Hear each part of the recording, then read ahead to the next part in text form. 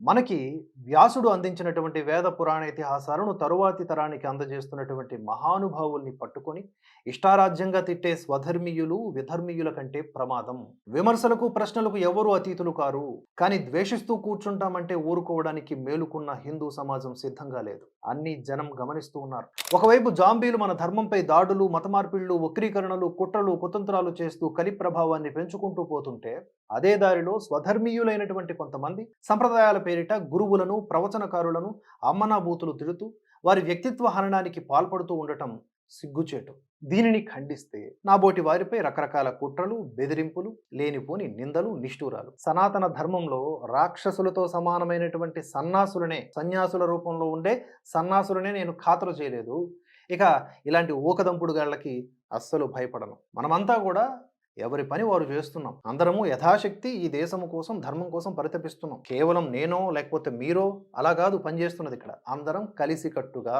కానీ ఈ దుర్మతి ఎందుకు? ఇక్కడంతా కూడా మనం మన లక్ష్యాల కోసం ఒక ఎకోసిస్టమ్ లాగా పనిచేయాలి తప్ప, మన పని కాని దాంట్లో వేలు పెడితే అది తిరిగి మీ కంట్లోనే పొడుచుకుంటుంది.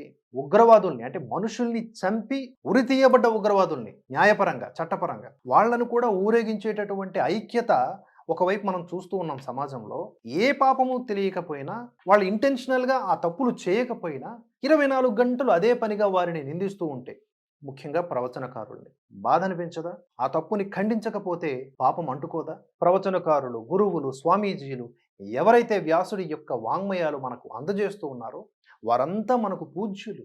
వారిని గౌరవించాలి. వారందించినటువంటి జ్ఞానముతో మనం ముందుకు సాగాలి, ధన్యులం అవ్వాలి. అలానే మనము కూడా స్వీయ పరిశోధన నిరంతరం చేస్తుండాలి.